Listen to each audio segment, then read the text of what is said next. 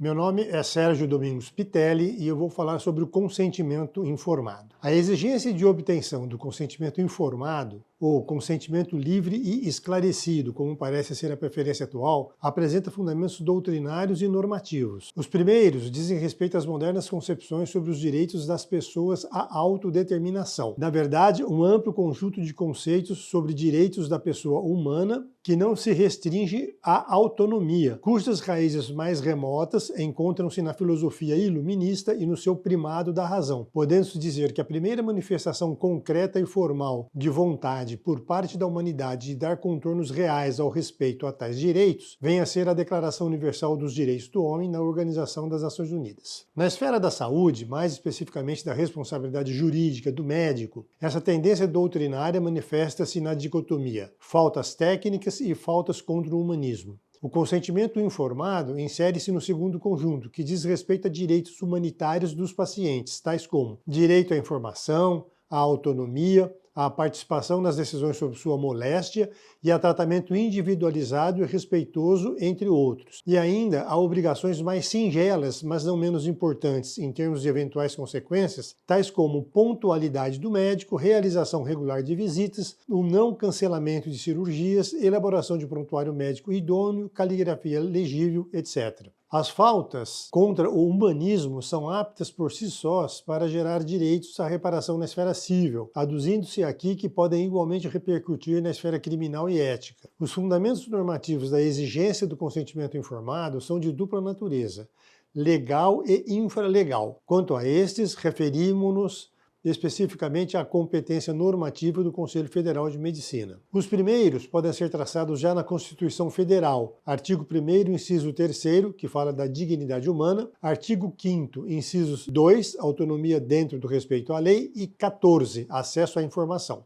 Sua positivação em nível legal e infraconstitucional, por sua vez, manifesta-se tanto na esfera privada quanto pública de atendimento. Na esfera privada, a relação médico-paciente é entendida no direito brasileiro como relação de consumo, na modalidade de prestação de serviços, e nesse sentido é regulamentada pela Lei 8.078 de 90, Código de Defesa do Consumidor. O artigo 6º, inciso 3º, é explícito. São direitos do consumidor a informação adequada e clara sobre os diferentes produtos e serviços. Determinação semelhante encontra-se ainda no caput do artigo 8º. Complementando e tornando mais efetiva a eficácia dos dois dispositivos citados, o artigo 6º, inciso 8º, estabelece o direito à inversão do ônus da prova nos processos cíveis, cabendo, portanto, ao profissional provar que forneceu as informações necessárias e suficientes. Na esfera pública, a matéria é regulamentada pela Lei 8.080 de 90, Lei Orgânica da Saúde, que em seu artigo 7º, inciso 3º, trata do direito à autonomia e no inciso 5º do mesmo artigo do direito à informação. Normas extravagantes com conteúdo similar ou próximo, abrangendo as hipóteses de suas respectivas competências e reforçando o sentido geral de respeito à autonomia, são encontradas em outras leis, tais como o Estatuto da Criança e do Adolescente e o Estatuto do Idoso. Além da produção normativa acima relacionada, a copiosa e maciça jurisprudência favorecendo o paciente, seja consumidor,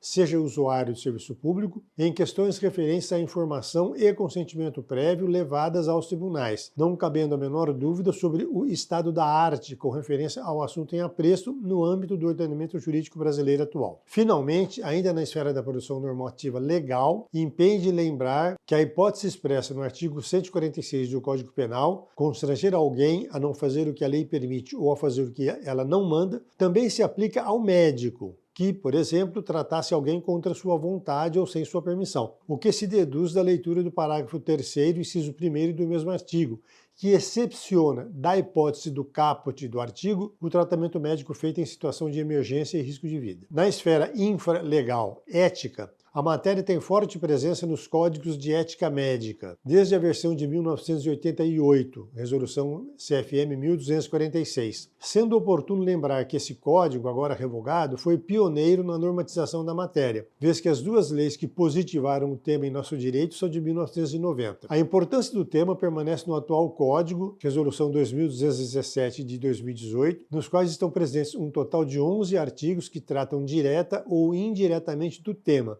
além de 3 resoluções federais, a 671 de 75, ainda vigente a 1544 de 99 e a 1653 de 2002, que também abordam o tema com referência a situações específicas não contempladas no texto do Código. Essa configuração de dispositivos legais é testemunho mais que suficiente da postura do órgão de classe médica com referência ao direito à informação e consentimento esclarecido. Entendemos ser sempre oportuno lembrar que, em consonância com a concepção já exposta de que as faltas com os direitos humanitários dos pacientes são aptas por si sós para imputar responsabilidade aos médicos, a maior parte das punições públicas do CREMESP não dizem respeito ao artigo 1 do Código de Ética Médica, que é o único que trata de faltas técnicas, imperícia, imprudência e negligência, mas a todos os demais. Infelizmente, não conhecemos nenhum trabalho que indique qual a incidência de punições por artigos, mas sabemos por informação verbal que as punições baseadas no artigo 1 correspondem a menos de 25%. Este dado deve servir de alerta aos médicos que, habitualmente, não se dão conta da importância dessa outra esfera de obrigações a que estão sujeitos. Estabelecidos os aspectos normativos que fundamentam e regulam o direito à informação e à autonomia em nosso ordenamento, cumpre dissertar sobre os problemas envolvidos na execução prática dessas normas e respectivos conceitos. A atividade concreta de obtenção de consentimento informado enfrenta dificuldades de múltipla natureza, podendo-se distinguir pelo menos dois grupos, um decorrente dos aspectos que caracterizam e compõem a prática médica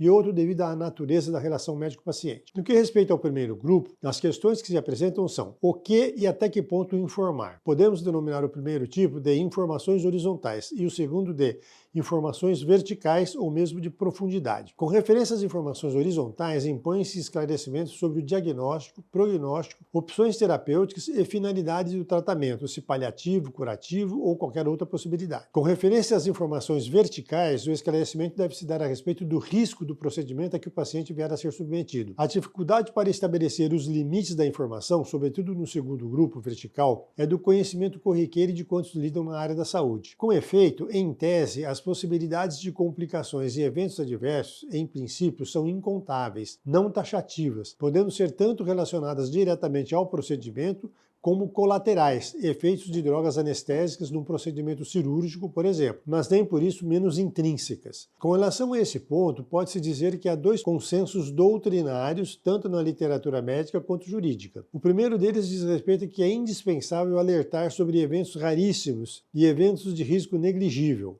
Tal dispensabilidade, por sua vez, será modulada pela gravidade do evento.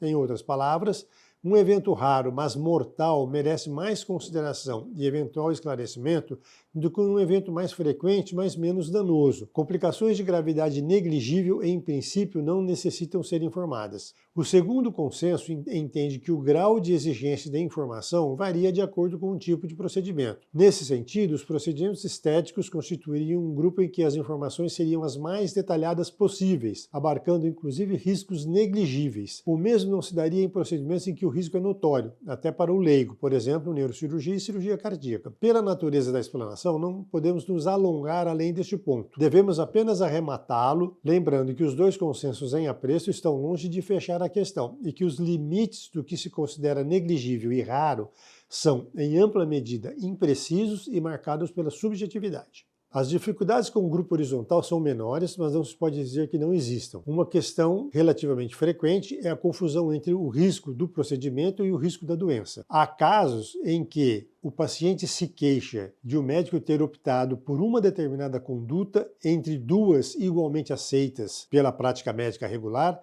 sem tê-lo informado de ambas as hipóteses e sem tê-lo deixado escolher ou escolhido junto com um médico a conduta a ser praticada. A natureza da relação médico-paciente é a segunda fonte importante de dificuldades para a efetivação de medidas rotineiras de obtenção de consentimento. A natureza marcadamente oral e interpessoal, a dinâmica dos fatos em ambiente hospitalar, o número de pessoas envolvidas e o número variado de procedimentos, é sabido, são fatores que dificultam sobremaneira a prática. É conhecido o bordão levantado pelo médico de que não pode a todo momento parar o procedimento para pedir autorização ao paciente. Todos esses argumentos são idôneos, mas segundo o nosso entendimento deverão mudar e adaptar-se às exigências da lei, caso os profissionais e instituições queiram aumentar sua segurança jurídica. As medidas a serem adotadas nesse sentido serão expostas resumidamente na última parte dessa explanação. Uma outra ordem de argumentos completamente diversa diz respeito ao medo que os profissionais têm de espantar o paciente caso exponham a eles toda a extensão do risco. Tal argumento é insustentável, seja do ponto de vista ético, seja do ponto de vista legal. O que se deve fazer é levar em conta o bom senso e características psíquicas e culturais da pessoa. Nossa cultura, por exemplo, admite que parte da informação seja passada à família e assim sonegada ao paciente. E essa hipótese está inclusive contemplada no artigo 34 do Código de Ética Médica. Denomina-se privilégio terapêutico esse poder concedido ao médico de obter o consentimento sem transferir toda a informação ao paciente, nas condições aqui expostas. Antes de passarmos à última parte dessa explanação,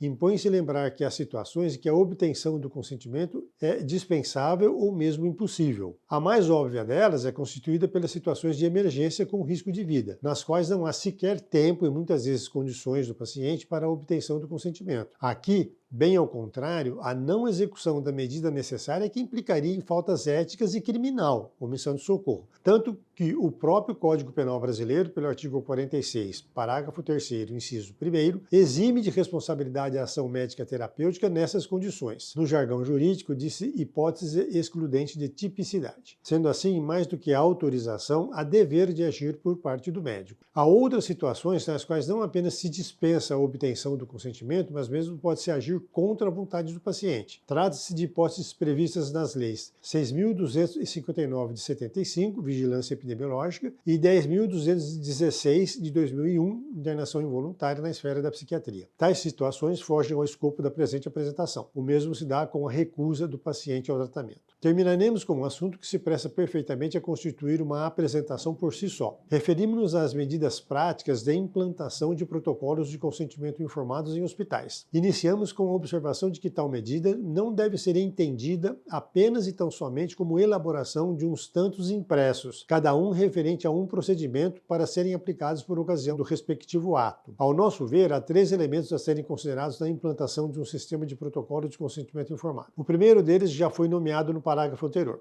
Trata-se de um sistema e não de um mero conjunto de protocolos. Por sistema, entendemos uma estrutura organizada hierarquicamente com protocolos de pelo menos 3 níveis de complexidade. Um primeiro, genérico, que praticamente dá conta de que o paciente internou-se por vontade própria e foi cientificado de modo genérico de que estará sujeito a sofrer alguns determinados procedimentos, citando-se como exemplos os procedimentos invasivos de enfermagem, alguns procedimentos invasivos menores praticados por médicos e o uso das drogas mais comuns, com referência inclusive a eventuais interações. A transfusão de sangue seria citada como um desses exemplos, admitida como medida possível no transcorrer da internação. Um segundo nível de complexidade deve abarcar procedimentos que, em função de características próprias, grau de complexidade e ou de risco, apresentam já uma certa individualização, merecendo protocolo específico. Um exemplo típico desse grupo seria também a transfusão de sangue. O terceiro compreenderia exatamente os procedimentos com grande grau de complexidade, em que o detalhamento seria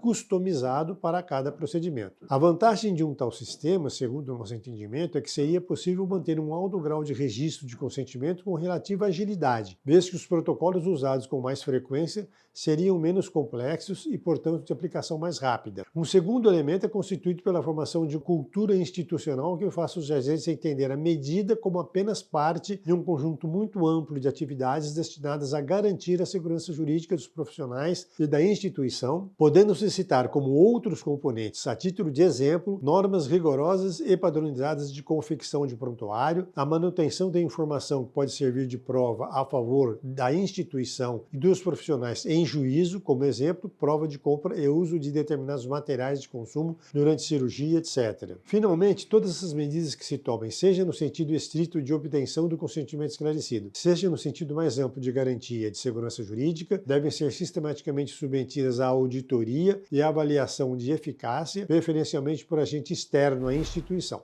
Este é o terceiro elemento a que nos referimos acima.